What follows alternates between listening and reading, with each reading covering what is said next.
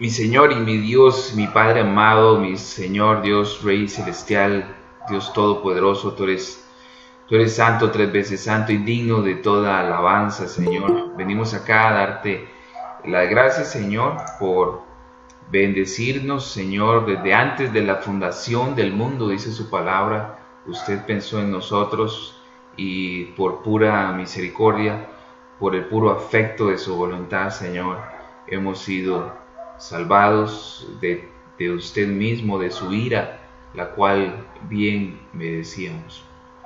Por eso te damos gracias. Te damos gracias por santificarnos, Señor, por ese llamamiento eficaz, por el lavamiento, Señor, que nos has provisto en la cruz, por el perdón de nuestros pecados. Y te damos gracias por tus grandes misericordias, Señor. Estamos acá reunidos, tu iglesia, la iglesia, Señor, bautista, reformada, iglesia, pidiéndote, Señor Dios, tu bendición para esta noche, que tu Espíritu Santo nos guíe en este estudio y nos dé siempre una buena iluminación de las Escrituras. No queremos, Señor Dios, proveer interpretaciones personales, Señor. Queremos ver cómo la Escritura se interpreta ella misma, Señor, y ayúdanos a poder conocerte a través de ellas y amarte, Señor, a través de ellas y adorarte a través de ellas, Señor. Gracias por mis hermanos, por su fidelidad, su compromiso y por poner en prioridad hoy, Señor Dios, este momento de estudio, Señor, que nuestro corazón, nuestra mente esté acá, enfocados en esto y no en nada más. Mi Dios, sabemos, hermanos, que lidiamos con algún tipo de dolencia, algunos es crónica, otros es pasajera, Señor, pero confiamos en que tú eres nuestro ayudador y en todo momento tú estás con nosotros en toda aflicción, Señor. Que tú estés con mis hermanos igualmente, bendíceles, fortaléceles, Señor, en su salud, principalmente su vida espiritual, y también fortalece su vida económica, Padre. Gracias te damos por lo que tú nos das. Perdona, Señor, nuestros pecados, Señor, y nos disponemos a meditar en su palabra, Señor, y por eso purifícanos y perdónanos, porque somos, Señor, humanos, Padre Santo, redimidos por tu sangre, comprados por precio, Señor, y te damos la gloria a ti por eso, Señor. Gracias por lo que nos das y te damos gracias por la bendición que nos das de poder estudiar su palabra y por todos los recursos que nos das.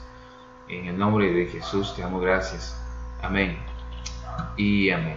Mis hermanos, muy bien, el Señor les bendiga. Entonces, voy a compartirles la presentación y va a ser entonces algo, bueno, ya le comparto aquí la presentación. Aquí está. Esta es la sorpresa, hermanos. Hoy vamos a empezar un nuevo libro, el libro del Apocalipsis. ¿Cuántos dicen amén?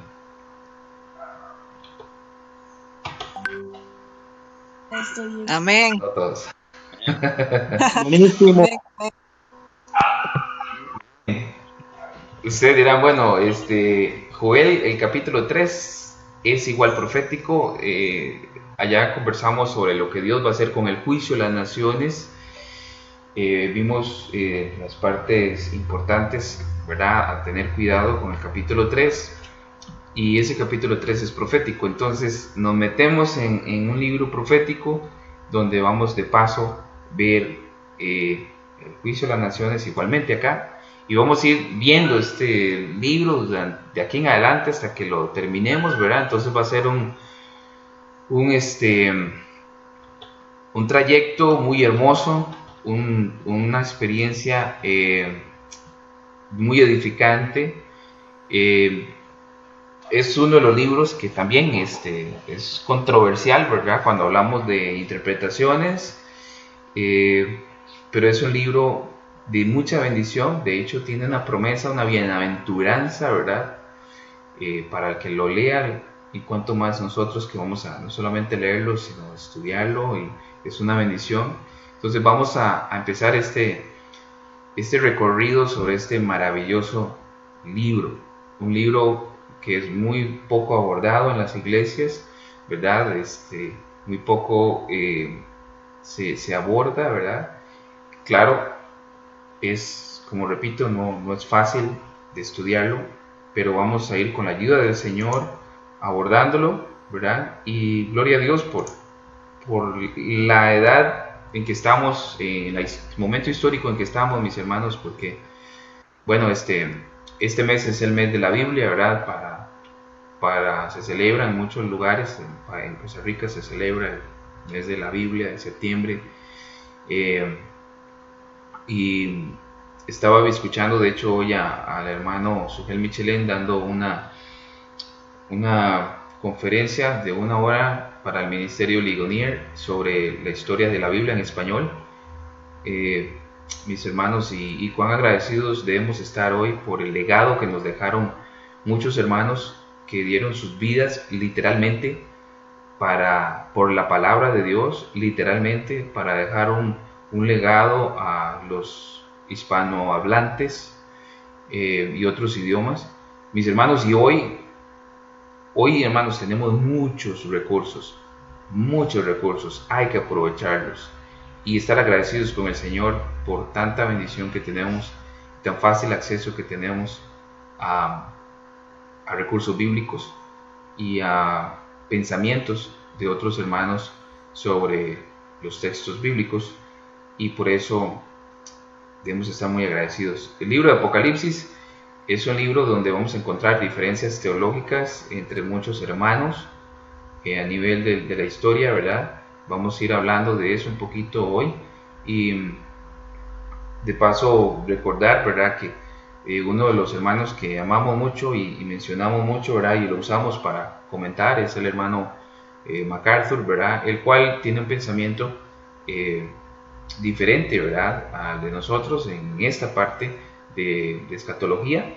Sin embargo, vamos a ir viendo, tratando de ver durante este peregrinaje, por decirlo así, en este libro, cuáles posturas hay, ¿verdad?, y cuáles creemos nosotros que se acercan más a la interpretación de la misma escritura hacia la escritura.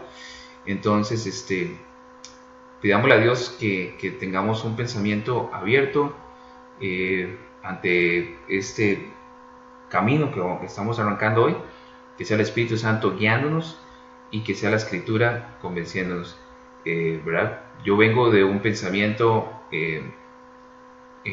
arminiano en cuanto a escatología. Bueno, casi toda mi teología era arminiana.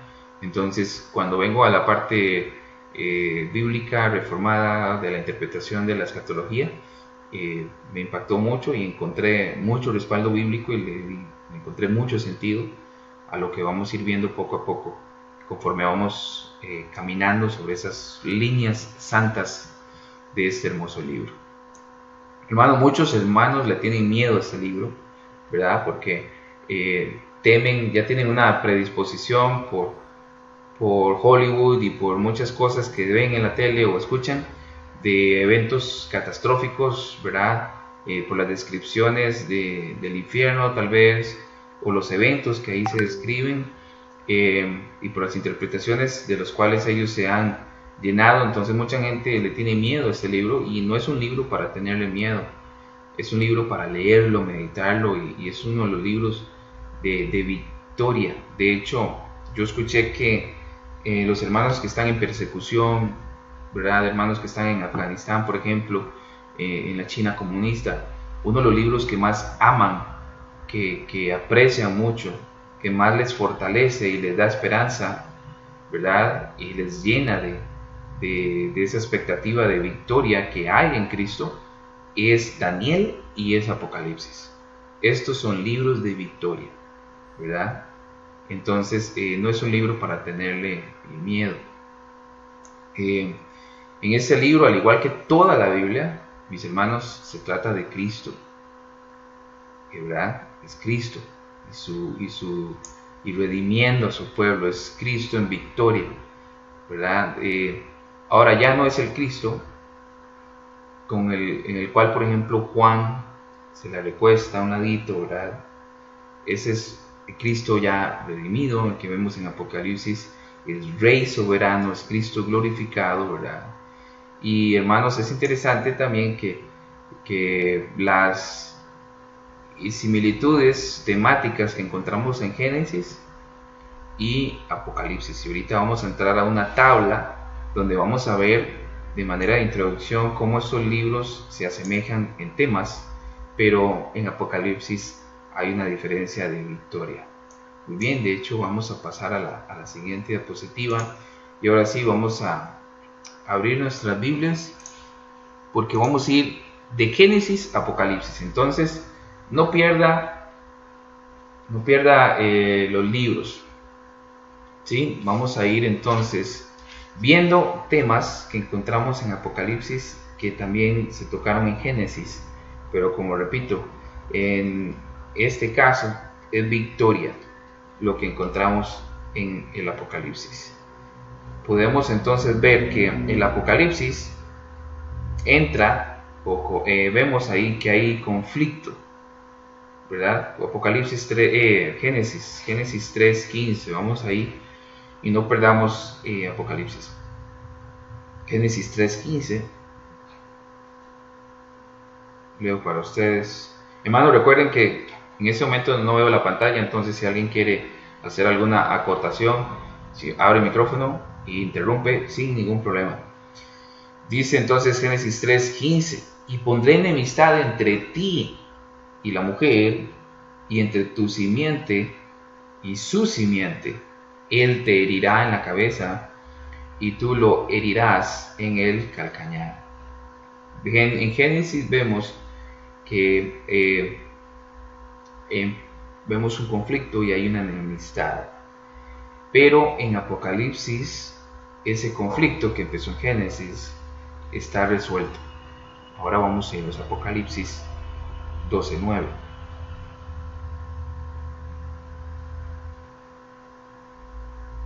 Apocalipsis 12, verso 9. Dice, y fue arrojado el gran dragón, la serpiente antigua que se llama Diablo y Satanás, el cual engaña al mundo entero. Fue arrojado a la tierra y sus ángeles fueron arrojados con él. Entonces, ¿qué está pasando? Por la caída del hombre, por su desobediencia y por haberse dejado manipular por el mismo Satanás, ahí empezó un conflicto, ¿verdad? De enemistad, pronto vamos a decir entre quiénes y quiénes, pero el conflicto queda resuelto, ¿verdad? En Apocalipsis 12:9. Ese es el fin de la historia. ¿Quién ganó? Cristo. ¿Quién ejerce ya el juicio final contra ellos, ¿verdad? Satanás y sus demonios, y son arrojados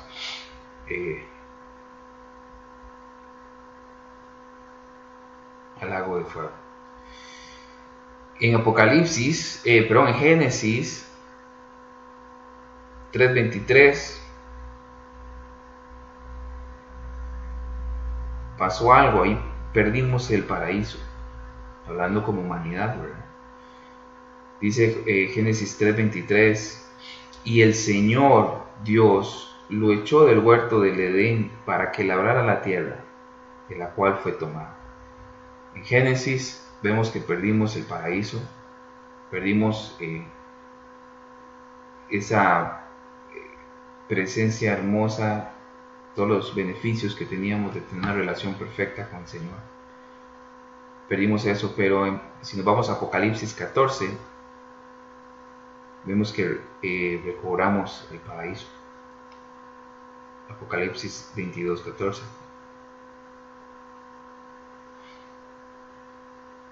Bienaventurados los que lavan sus vestiduras para tener derecho al árbol de la vida, para entrar por las puertas de la ciudad. Gracias al Cordero, ¿verdad? Gracias al Rey soberano, su victoria, nosotros, su pueblo, tenemos ahora acceso al paraíso. Entonces lo que se perdió en el Génesis, lo vemos que se recobró en el Apocalipsis. Qué lindo va cerrando el canon, ¿verdad? Bíblico. El diablo tenía acceso al paraíso. Génesis 3:1. Dios en su soberanía, permitió que el diablo estuviera ahí, lo puso ahí. ¿Verdad? Y dice Génesis 3:1, y la serpiente era más astuta que cualquiera de los animales del campo que el Señor Dios había hecho. Y dijo la mujer, con que Dios os ha dicho, no comeréis de ningún árbol del huerto. Vemos que él estaba en el huerto, porque él tenía acceso ahí. Pero si nos vamos a Apocalipsis 20:10, Apocalipsis 20:10, y el diablo que los engañaba fue arrojado al lago de fuego y azufre, donde también están la bestia y el falso profeta, y serán atormentados día y noche por los siglos de los siglos. Ahora el diablo no va a estar más haciéndole guerra a la iglesia, ¿verdad? Ni molestándonos. Va a ser arrojado al lago de fuego y azufre. Tenía acceso el diablo a la humanidad. El Apocalipsis cierra diciéndonos que eso tendrá fin, eso se acabará de una vez por todas. La tierra quedó bajo maldición en Génesis 3:17. Vemos ahí en Génesis 3:17. Entonces dijo Adán, por cuanto has escuchado la voz de tu mujer. Esa cita no le gusta a las mujeres, ¿verdad? Por cuanto has escuchado la voz de tu mujer y has comido del árbol del cual te ordené, diciendo, no comerás de él, ojo, maldita será la tierra por tu causa. Dios en su soberanía maldijo la tierra. Con trabajo comerás de ella todos los días de tu vida.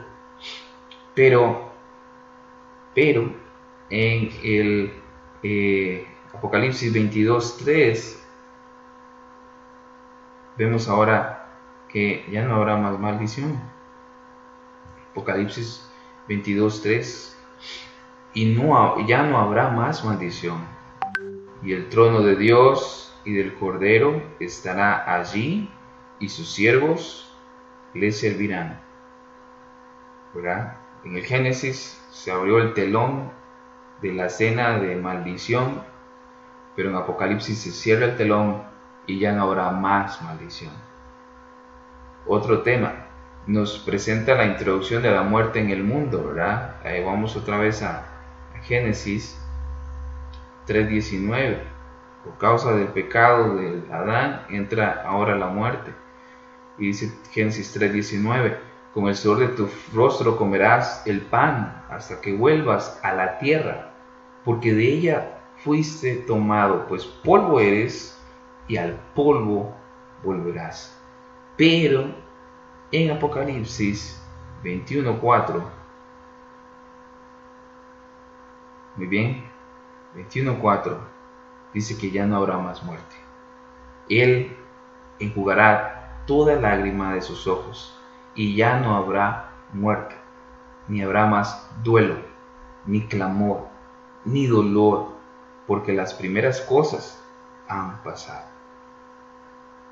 Otro tema, volvemos a Génesis 3:15, ya lo leímos, entonces no vayamos allá. Dios promete un redentor, ¿verdad? Que herirá en el calcañar a la serpiente.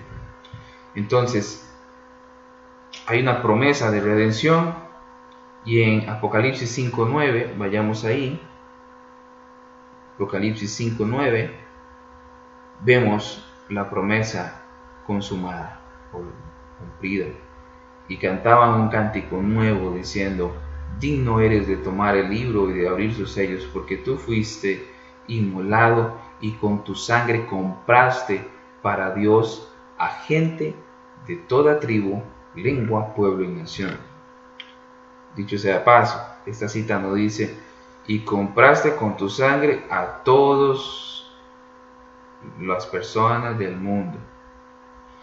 No, él compró gente de toda tribu, de toda lengua, todo pueblo y nación. Compró gente que representara cada tribu, cada lengua, cada nación, cada pueblo, pero no los compró a todos.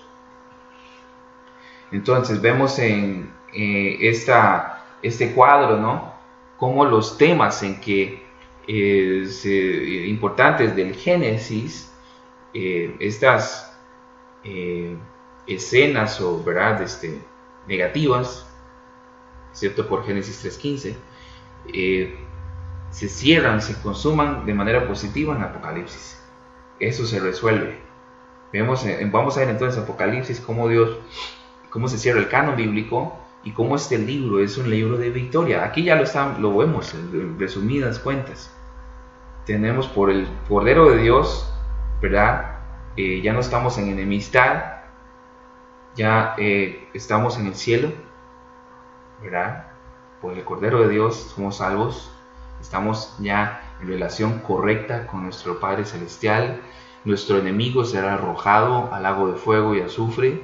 La victoria es segura. Ahora en Cristo Jesús estamos en bendición. Efesios 1 en adelante, en Él somos benditos en lugares celestiales. En Cristo Jesús tenemos vida eterna y en Cristo Jesús hemos sido redimidos. Apocalipsis, mis hermanos, es un libro de victoria. Es un libro hermoso, donde nos vamos a edificar muchísimo. Es un libro que nos va a exhortar a la santidad y nos va a mostrar la realidad de que este no es nuestro lugar. La tierra no es nuestro hogar. No estamos acá para divertirnos y como el mundo entero y buscar las cosas de este mundo primeramente, ¿verdad? Estamos de peregrinos acá y la Biblia nos va a hablar en el libro Apocalipsis cómo la iglesia ha estado en tribulación, pero cómo en Cristo Jesús tenemos victoria. Vamos entonces a entrar en esta diapositiva. El título es revelación, ¿verdad? La palabra Apocalipsis viene del latín, pero del griego es apocalipsis, que quiere decir revelación. El capítulo 1 nos da de hecho el título del libro, ¿verdad? El capítulo 1 de Génesis, que dice así: la revelación de Jesucristo. Las primeras 4 líneas nos dan el título. Claro, la Biblia nada más dice Apocalipsis, pero deberían decir la revelación de Jesucristo. Quiere decir la palabra, ¿verdad? Un descubrimiento o una revelación, también una apertura. Y en el Nuevo Testamento esta palabra describe varias cosas. Una de las cosas de las cuales esta palabra que está en las cartas describe que tenemos una revelación de la verdad espiritual. Vamos entonces a Romanos 16:25. Ok, Romanos 16:25.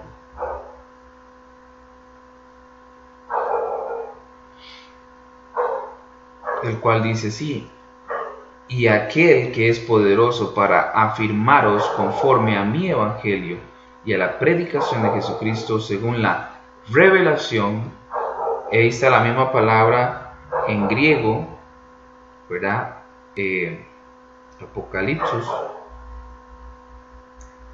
Apocalipsis, perdón.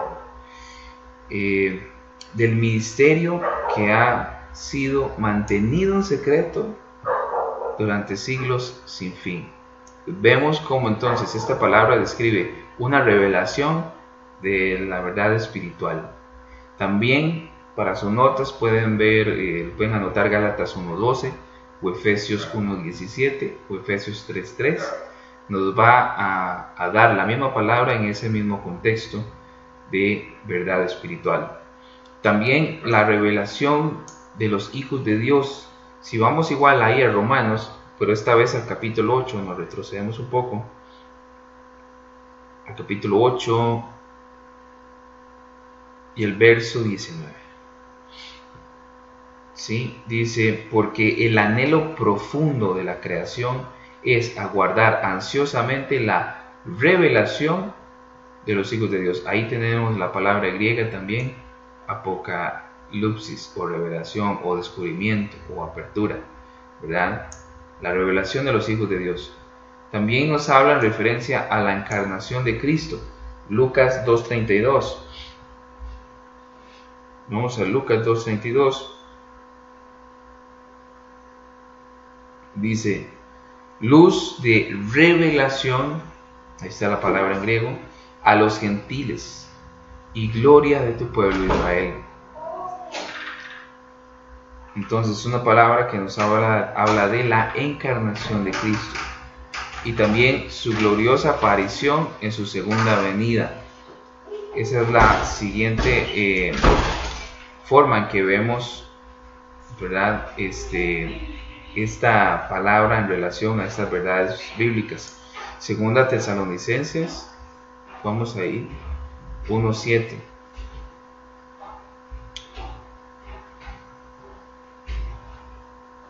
1:7.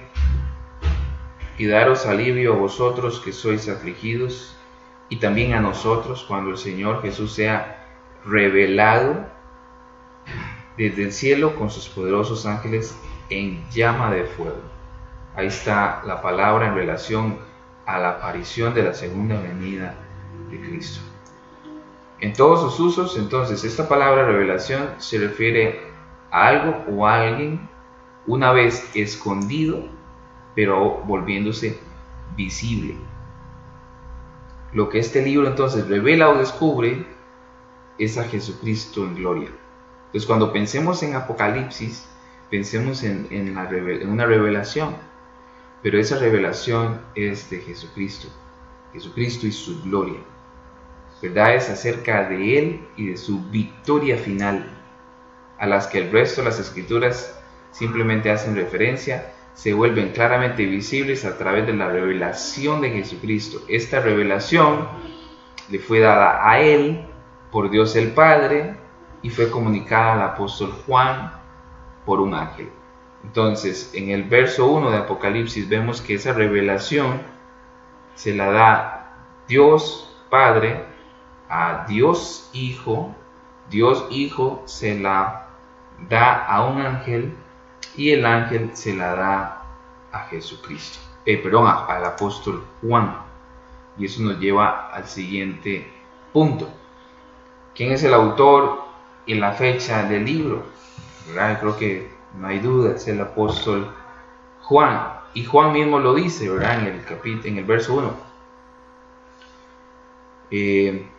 Y dice, la revelación de Jesucristo que Dios le dio para mostrar a sus siervos las cosas que deben suceder pronto, y la dio a conocer enviándola por medio de su ángel a su siervo Juan.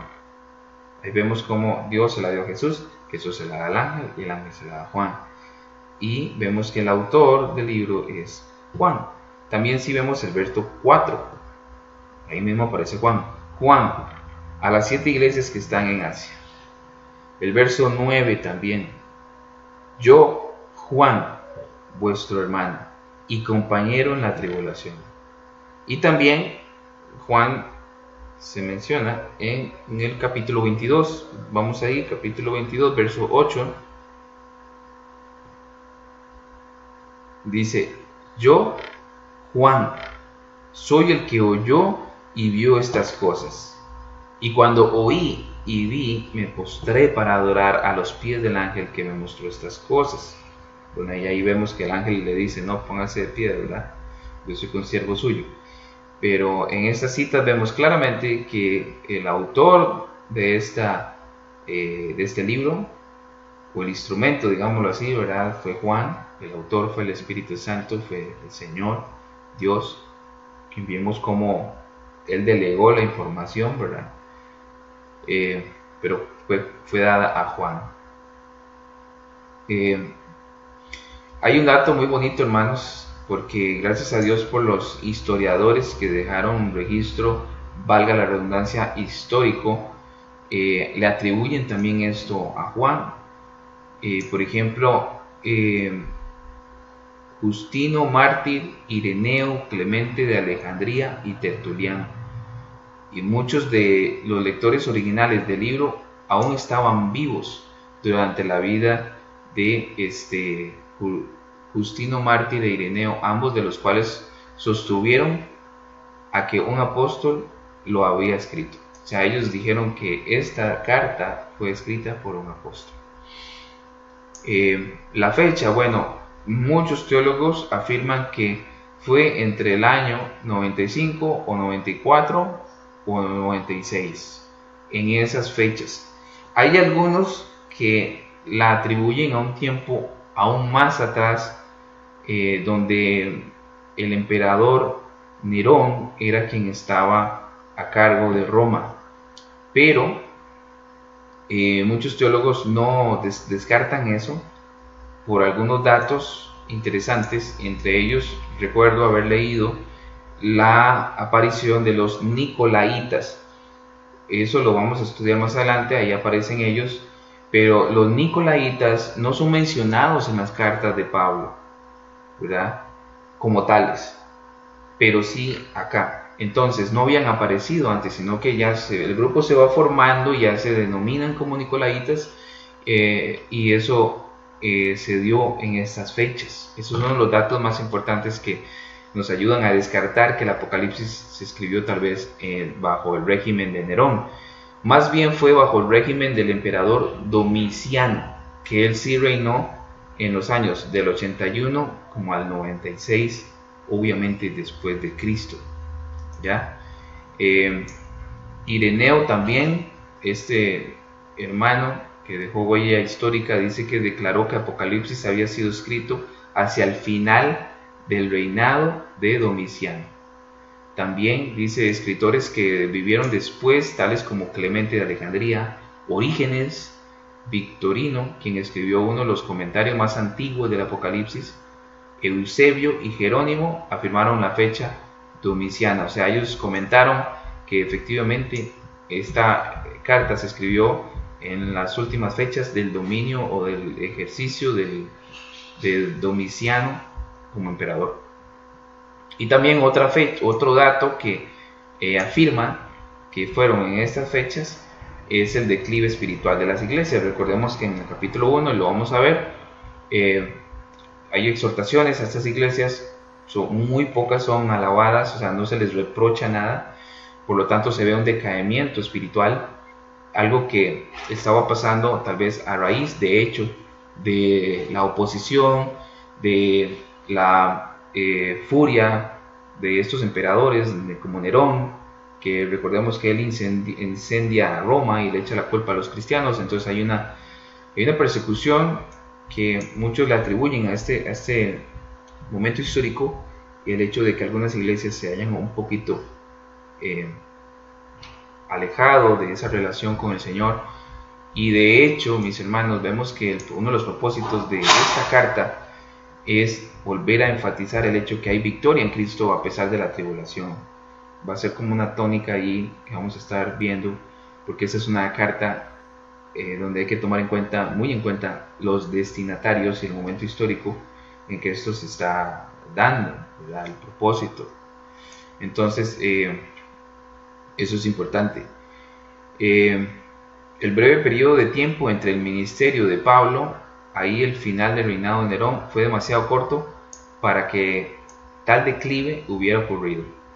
¿Cuál declive? El de las iglesias. O sea, el tiempo del ministerio de Pablo a esa supuesta fecha que ellos le atribuyen al Apocalipsis era un tiempo muy cortito como para decir que las iglesias empezaron a bajar en su nivel espiritual tan rápido, ¿verdad? Muy bien, vamos a ver si me adelanté por acá. Sí, el contexto histórico. Vemos que entonces, mis hermanos, que el Apocalipsis comienza con Juan, el último apóstol que sobrevivía, y un hombre de edad. O sea, recordemos que más los comentaristas mencionan que Juan ya era bastante avanzado en edad, podía estar llegando a los 90 añitos, estaba en exilio, cuando él recibe la revelación, estaba en esta isla estéril de Patmos, localizada en el mar Egeo, al sureste de Éfeso. Y de hecho a él los romanos lo habían llevado allá. ¿Por qué? Porque él había sido fiel al Evangelio. Mientras él estaba entonces en Patmos, Juan recibe las visiones, ¿verdad? Que establecieron esta carta. Cuando fue arrestado, Juan estaba en Éfeso. En el momento que Juan, los romanos lo encarcelan para finalmente llevarlo allá a Patmos, él estaba trabajando en Éfeso, en las iglesias de ahí, las cuales, bueno, también en ciudades con circunvecinas, ¿verdad? ¿Qué le estaba haciendo él? Bueno, buscando entonces fortalecer esas congregaciones, pero es quitado de ahí por los romanos y es llevado allá. Cuando vemos que Juan recibe la revelación, las cartas, ¿verdad? O estas exhortaciones son a esas iglesias, las iglesias de Asia, Éfeso y sus ciudades con circunvecinas. Recordemos que Éfeso es ahorita la Turquía actual. Entonces ellas habían empezado a sentir los efectos de la persecución, ¿verdad? Y vemos en Apocalipsis 2.13 que de hecho vemos ahí un mártir en ese contexto histórico. Si vemos ahí Apocalipsis 2.13, podemos leer cómo un hombre había sido ya martirizado por causa de Cristo. Y dice así: yo sé dónde moras, donde está el trono de Satanás. Guardas fielmente mi nombre y no has negado mi fe. Aún en los días de Antipas, mi testigo, mi siervo fiel, que fue muerto entre vosotros, donde mora Satanás. Entonces, eran tiempos violentos en los cuales estas iglesias se estaban desenvolviendo. El Imperio Romano era, como ya lo sabemos, muy violento. Y para muestra de un botón, ¿verdad? Ellos fueron los que inventaron esta muerte de cruz, si no me equivoco, una de las muertes más horribles que han existido. Pero la tormenta de la persecución estaba a punto de irrumpir en furia total sobre las 7 iglesias tan queridas para el corazón del apóstol. Esas iglesias, Apocalipsis proveyó un mensaje de esperanza. Hermanos, esta carta entonces es un mensaje también de esperanza para las iglesias. Dios está en control soberano. Ese es como el resumen del mensaje que Dios quiere dar a las iglesias, a su pueblo. Dios está en control soberano de todos los acontecimientos de la historia humana, y aunque frecuentemente el mal parece haber inundado todo y los hombres impíos poderosos, su condenación definitiva es cierta. Cristo vendrá en gloria para juzgar y gobernar. Muy bien. Y entramos un poquito al género literario. Bueno, es apocalíptico, es profético. Y encontramos acá simbolismos para no exponer el pueblo de Dios ante sus enemigos.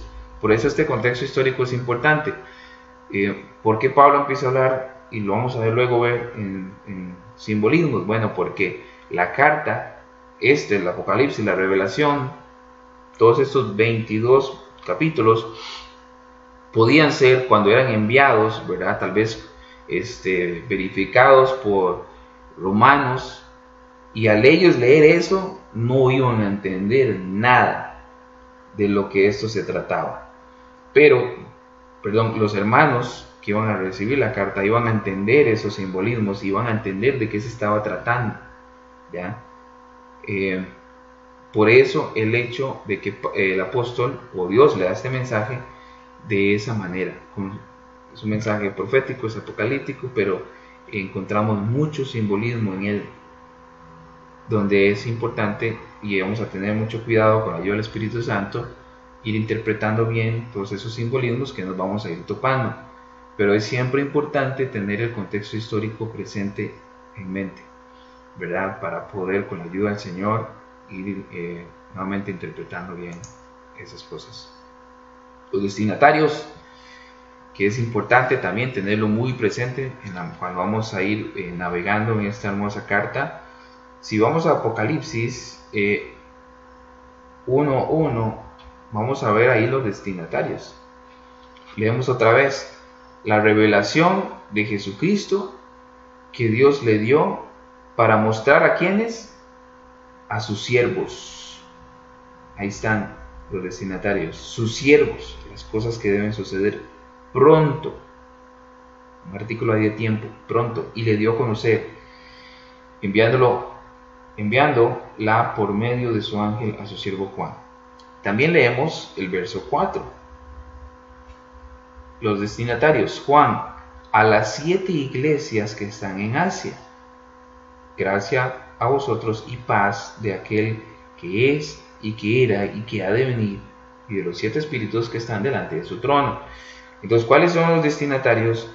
Las iglesias de Asia eran las que iban a principalmente, ¿verdad?, en ese contexto inmediato, histórico, recibir esta revelación. Y lo hermoso acá es que también dice en el versículo 1, mostrar a sus siervos. Y meditemos en esta palabra siervos, ¿verdad? Como llegando aquí a una pequeña aplicación ante esta introducción a esta hermosa carta. Siervos significa esclavos, es decir, los que somos siervos de Dios, de Cristo, somos esclavos, tenemos un dueño, un Señor.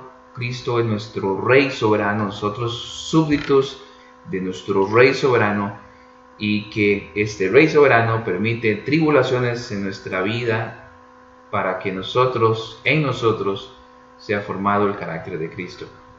Muy bien, entonces esos son los destinatarios, las iglesias y nosotros, o sea, todos sus siervos, todo el pueblo de Cristo. A la vez también somos destinatarios. Es para nosotros estas palabras de aliento, pueden ser para nosotros las palabras de exhortación que vamos a ir viendo cuando veamos las iglesias, ¿verdad? Obviamente se aplica a nuestra vida, hay aplicaciones, ¿verdad? Entonces es una carta, un libro para nosotros, sus siervos, su pueblo, y debemos amar este libro, conocerlo bien, y vamos a ir como siempre con paciencia navegando este hermoso libro. Vamos a ir poco a poco con la ayuda del Señor. Muy bien, y para fijarlo hasta acá, porque ya se nos fue el tiempo, ¿sí? Hablar de las interpretaciones que existen, mis hermanos. Hay 4. La preterista, que esta preterista se trata de lo siguiente: pretérito, que tiene que ver con pasado. Entonces, los que se inclinan por una interpretación preterista se inclinan a pensar que todos los eventos que están en el Apocalipsis ya pasaron, ya acontecieron, ¿verdad? Entonces, hay personas que se inclinan por esa interpretación. Otros se inclinan por una interpretación futurista. Esta es todo lo contrario.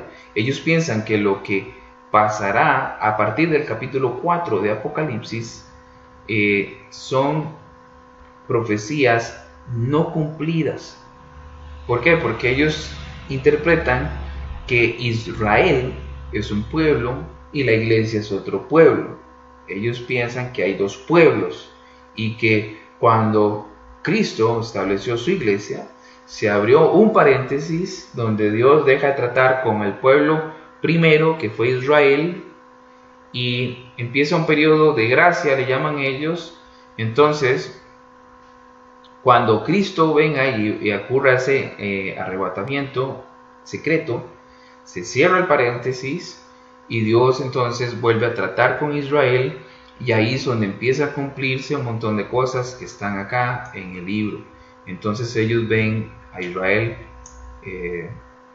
diferente a la iglesia. Para ellos Dios tiene entonces 2 pueblos, ¿verdad? Y este tema ya lo hemos abarcado con el libro de Joel, donde hemos visto muy claramente cómo la escritura espiritualiza a Israel, y nosotros somos el verdadero Israel. Dios solo tiene un pueblo, no 2. Y de eso, ese tema lo vamos a tener que también reforzar y abarcar más adelante para poder interpretar bien la escritura. Y también está la interpretación histórica. Ellos los que se inclinan por esta contemplan la historia de la iglesia desde que Cristo vino hasta su regreso. Entonces, ellos ven este libro Apocalipsis como a través de la historia se ha ido cumpliendo una serie de eventos y cosas. Es Dios entonces poniendo la iglesia en ciertos escenarios y todo esto. Entonces ven una línea del tiempo desde que Cristo vino hasta que Cristo regrese. Por eso se le llama histórica. Y la cuarta forma de interpretación bíblica del Apocalipsis que los teólogos han puesto en libros es la idealista. Esta no es histórica y no es preterista ni es futurista, ¿ya? Entonces, ¿qué es lo que pasa?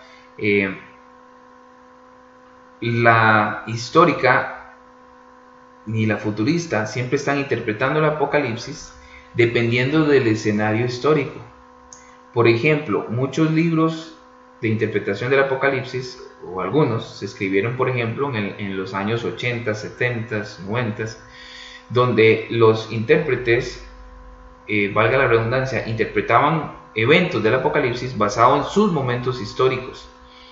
Por ejemplo, la caída del muro de Berlín, que iba a ser, eso estaba en Apocalipsis, y la caída de qué sé yo, de naciones y qué sé yo, cosas así. Entonces dejaban eso en libros de interpretación del Apocalipsis, pero si esos libros se leen hoy, ya eso, lógica por la historia y la lógica, ya eso no sirve, esa interpretación no funciona. Entonces por eso esas inclinaciones son un poquito las menos contempladas a la hora de hacer teología. Ya, entonces, con esta interpretación, la idealista, el libro es pertinente para la iglesia en todas las épocas, nos da simbolismos que nos ayuda a ver la guerra espiritual entre la iglesia y Satanás desde diferentes ángulos y tiene un contenido cíclico, nos da la información desde diferentes puntos de vista y no sobre una línea del tiempo. Entonces me explico mejor. La idealista no es futurista, no es histórica, sino que ve eventos en base a la guerra que hay entre la iglesia, el mundo y Satanás, y en algunos capítulos va diciendo lo mismo desde otros puntos de vista, ¿verdad? Por ejemplo, el capítulo 11 vemos eso, y luego el capítulo 12 vamos a ver lo mismo, pero como con otra perspectiva, pero la idea es la misma. Por eso el contenido es cíclico. Entonces, el hermano MacArthur se inclina por la interpretación futurista, porque el hermano ve a Israel y a la iglesia como dos pueblos diferentes, nosotros no. De estas cuatro, tal vez usted pensaría, bueno, la idealista es la que tiene más, me parece que es mejor, pero, ¿verdad? Comentan algunos hermanos, como el hermano Salvador Dixon, que lo mejor es no inclinarse por ninguna, sino hacer todo lo posible para que la escritura se interprete a ella misma. Y muchos de los comentarios de estos hermanos que se inclinan por la preterista, futurista, histórica o idealista, de repente aportan luz a ciertos pasajes, no teniendo ellos razón en todo, ¿verdad? Pero tampoco estando erróneos en todo. Entonces, lo lindo es depender del Espíritu Santo, y entre más usemos la escritura para que la escritura se interprete ella misma, mejor vamos a interpretar este libro no tan fácil de interpretar. Y esa sería la primera lección sobre este hermoso libro del Apocalipsis. Si alguno quiere comentar, puede hacerlo. Si no, el hermano pastor nos puede guiar en el momento de oración.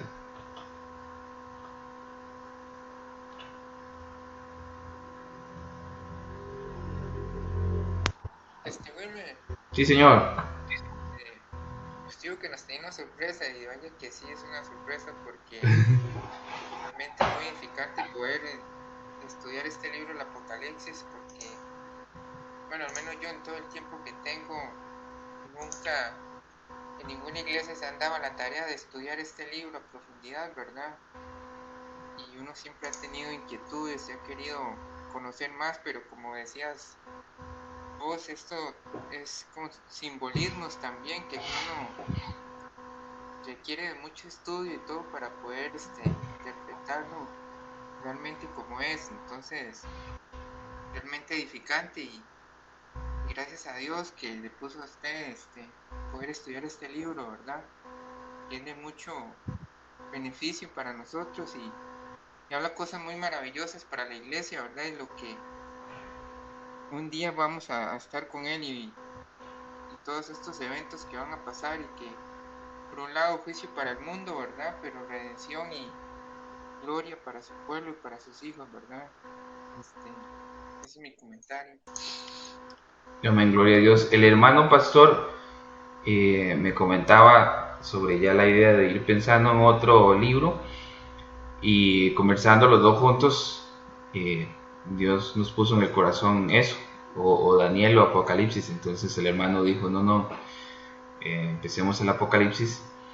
Y viendo el capítulo 3 de Joel, ya con lo que hemos visto, mis hermanos, ustedes lo leen y ya podemos ver que habla del juicio de las naciones y ya abarcamos como lo más importante, no menospreciando los versículos que faltaban, pero aquí vamos a profundizar en todo esto. Entonces es un reto también para mí poder irlo exponiendo, pero vamos con la ayuda del Señor poder hacerlo de la mejor forma y vamos a ir despacito y tómenos el tiempo que nos tome, pero vamos a ir comentándolo y enriqueciendo también, viendo por qué algunas posturas en algunos pasajes parece que tienen sentido y en algunos pasajes parecen que no, pero siempre dependiendo del Espíritu Santo y con la ayuda de la Escritura, permitiendo que la Escritura se interprete sola. Esa es la clave, de hecho, que da el hermano Salvador Dixon, ¿verdad? Que es la mejor forma de interpretar cualquier libro o pasaje con la misma escritura. Entonces, con la ayuda del Señor vamos a poder abarcar este libro y cada pasaje de la manera sana, ¿verdad? Y por ahí se nos van a ir muchas dudas, ¿verdad? Porque yo creo que a muchos en este tema de escatología hay dudas y cuestiones que nos han enseñado desde otras teologías y bueno, vamos a ver cuál postura es la mejor, ¿verdad? Con la ayuda del Señor. Amén.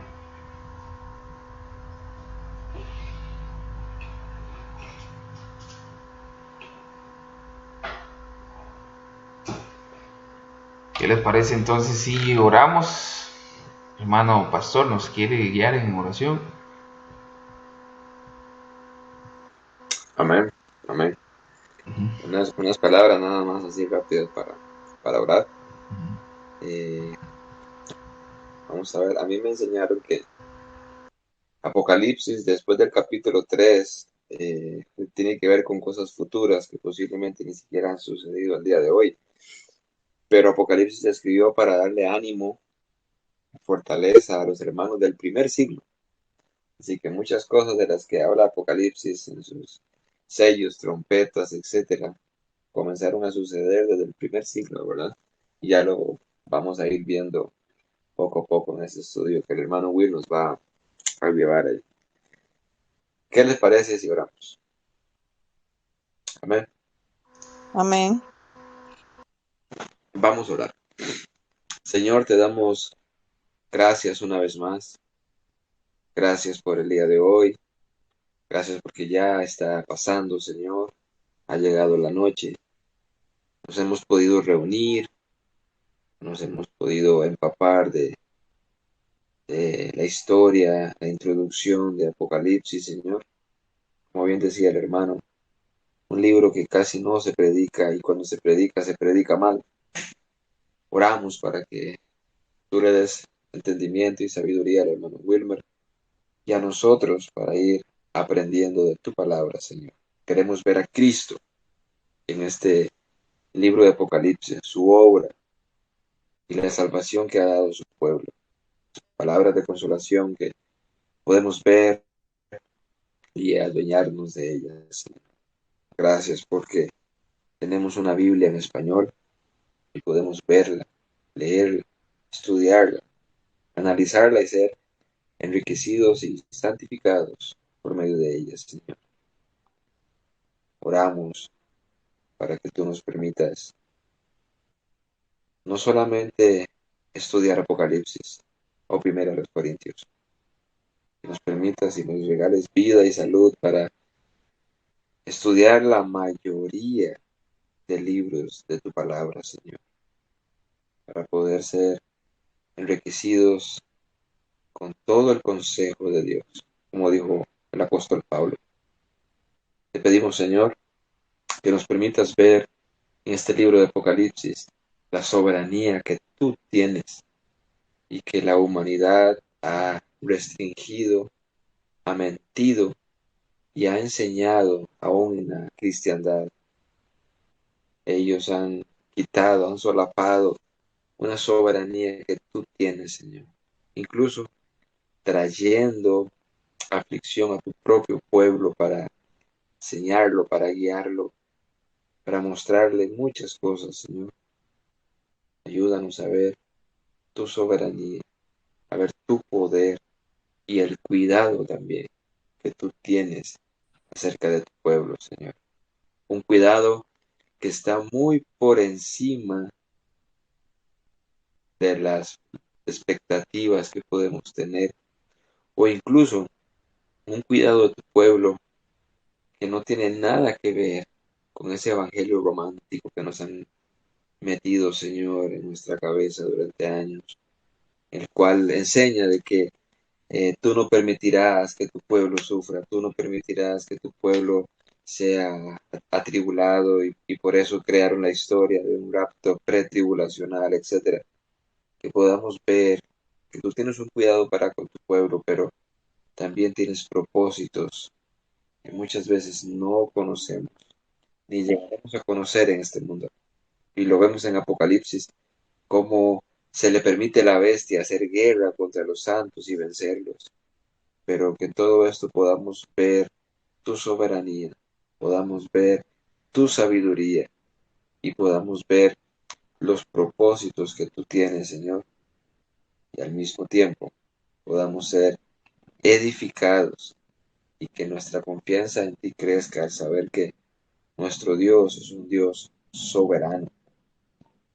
Todo lo que nos esté aconteciendo a cada uno de nosotros, en nuestras familias, como enfermedades, problemas, aflicciones, todo eso, Señor, está bajo tu cuidado y tú lo permites bajo tu voluntad soberana, bajo tu sabiduría infinita, para nuestro bien, para enseñarnos, mostrarnos y al mismo tiempo moldearnos a la imagen de tu Hijo Jesús. Señor, yo te pido por mis hermanos, ahí donde quiera que ellos estén, tú les guardes, tú les protejas, tú conoces sus necesidades, Señor, tú les suplas de acuerdo a tu voluntad, a tu propósito, Señor. Aquellos hermanos que no pudieron conectarse, Señor, oramos para que donde quiera que ellos estén, tú, Señor, les permitas a ellos ser reargüidos por tu Espíritu, al saber que tal vez pudieron estar conectados y no lo hicieron. Tenían otras prioridades que estar con el pueblo de Dios reunidos, escuchando tu palabra, Señor. Oramos para que este domingo tu palabra, Señor, corra como ríos, trayendo a nuestras almas lo que realmente necesitamos, Señor. También que tu presencia, la cual muchas veces pasamos por alto porque se nos olvida que tú estás ahí cada domingo, Señor, en la persona de Cristo, en el Espíritu Santo, tú estás ahí con nosotros cada domingo, escuchando cada palabra, cada canto, cada himno, cada sermón. Pero muchas veces pasamos por alto tu presencia, Señor. Permítenos tener presente siempre que tú estás ahí porque es a ti al que nosotros hemos dejado ese día, lo hemos apartado, hemos dejado nuestros hogares, nos trasladamos hasta este local únicamente para adorarte a ti, estando tú presente, no adoramos a un Dios ausente que tal vez se conecta ya 3 horas después y pueda ver el video. Tú estás en vivo ahí con nosotros, Señor. Perdónanos porque muchas veces perdemos esa verdad tan real de que tú estás con nosotros, Señor. Queremos orar también por los hermanos en Cristo, por los hermanos de la Iglesia Bautista Reformada Los Lagos, que muchos nos han ayudado, Señor. Oramos por ellos, para que tú les sigas dando sabiduría a los pastores, para predicar tu palabra y edificar a cada hermano en ese lugar. Y que tú sigas llevando almas a ese lugar y sigas usando esta iglesia como una antorcha encendida, Señor, en un lugar oscuro donde muchas veces incluso aquellas otras iglesias cristianas están ya oscurecidas y diluido el Evangelio, Señor. Que ellos puedan ser luz allá donde ellos están. Y también oramos por las otras iglesias que tienen una sana doctrina, los que están en Punta Arenas, los que están en Guanacaste, y ahora en esta nueva iglesia en San José, Señor. Y oramos por los hermanos de la Iglesia Bíblica del Señor Jesucristo, que también creen igual que nosotros e incluso están aferrados a la misma confesión de fe. Oramos, Señor, por la actividad que tenemos este sábado, donde el hermano pastor Salvador Dixon estará impartiendo las enseñanzas. Que tú nos bendigas, nos instruyas y podamos ser capacitados para traer bendición a nuestra propia iglesia local, Señor. Oramos por los hermanos de Naranjo, donde estamos asistiendo cada viernes e incluso sábados de vez en cuando, Señor, a predicar y enseñar tu palabra. A eso nos has mandado, Señor, predicar tu palabra y como iglesia local hacer de bendición y, ¿por qué no?, a preparar obreros en otro lugar para que prediquen tu palabra, tu evangelio y muchas almas puedan venir a los pies de Cristo y los que ya han venido puedan ser edificados en una buena enseñanza, Señor. Úsanos para tu gloria. Queremos terminar esta oración, Señor, reconociendo que si hemos hecho algo, como dijo Pablo, no hemos sido nosotros, es tu gracia en nosotros. Que todo sea para tu gloria, para tu honra, Señor, porque reconocemos que somos hombres falibles, pecadores, que te fallamos día a día, Señor. Sin embargo, te place para tu gloria y para tu honra usar vasos de barro para llevar tu palabra y cumplir así tus propósitos y tus designios, Señor. Muchas gracias te damos en esta noche, en el nombre de tu Hijo Jesús. Amén y amén.